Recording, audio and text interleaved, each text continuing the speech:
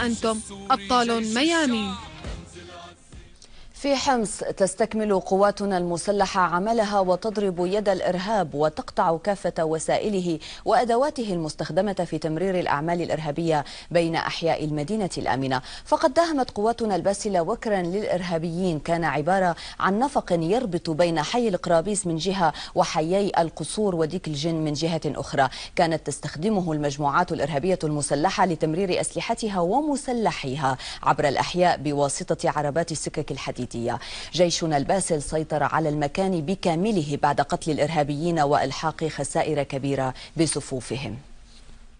هذا النفق كان من بساتين القرابيس يوصل لاتجاهين، لداخل القصور والقرابيس من جوا ولا بساتين ديك الجن من الطرف الثاني.